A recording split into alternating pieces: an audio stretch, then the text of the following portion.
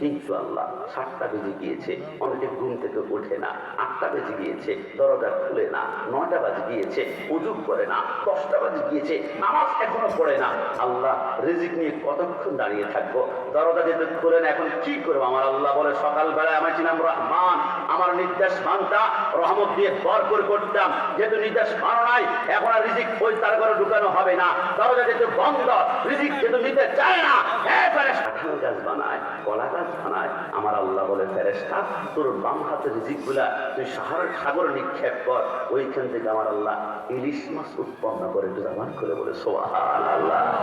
আমার খাওয়ার ভাইয়ারা, কল্পনা করেছেন আমি গত বছর জুতা কেনার জন্য ঘর থেকে বের হয়েছি, আমার সহধর্মী বলল কিছু কষ্ট নিয়েন না, এফএক্সের জুতার লেদারটা খুব শক্ত, চামড়াটা আপনি কিনলে পলিথিন পায়ে দিতে পারবেন। আমি জুতা কিনলাম 4200 টাকা দিয়ে। 1 বছর হাঁটার পরে জুতার তলা ক্ষয় হতে হতে 1 বছর পরে জুতার তলাটা আর খুঁজে পাওয়া গেল না। কিন্তু অবাক ব্যাপার, আপনার পায়ের তালু আমার পায়ের তালু আমার আল্লাহ লোহা দ্বারা বানায়নি, তামা দ্বারা বানায়নি, সামান্য একটা পাতলা চামড়া দিয়ে বানিয়েছে। 20টা বছর হাঁটলাম, 40 বছর হাঁটলাম, 60 বছর হাঁটলাম, 80 বছর হাঁটলাম, পায়ের তালুর দিকে একটু তাকিয়ে দেখুন তো, যারা পরিমাণ এখনো ক্ষয় হয় নাই।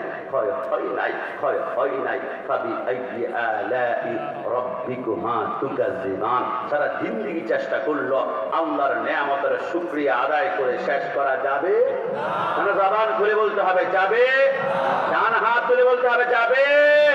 সাগর নদী আর পাহাড়ে বনে পাখিদের গুনগুন গুঞ্জরণে ভেসে আসে ওই সমুদ্র টান, চারিদিকে শুধু আল্লাহর জয়গান।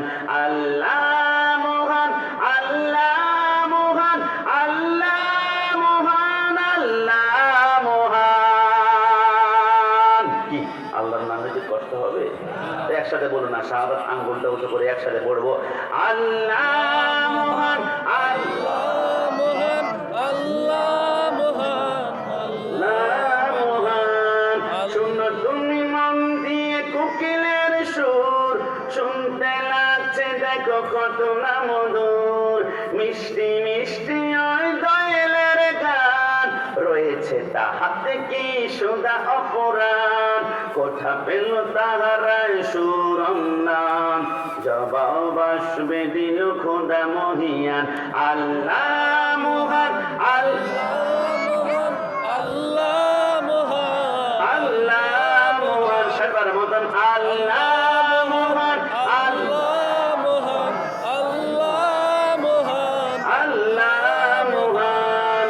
সাগর নদী আর পাহাড় বনে পাখিদের গুনগুন গুঞ্জরণে ভেসে আসে ওই সমুদ্র টান, চারিদিকে শুধু আল্লাহর জয়গান। খেওড়া মধ্যম পাড়া যুব সমাজের উদ্যোগে কবরবাসীর স্মরণে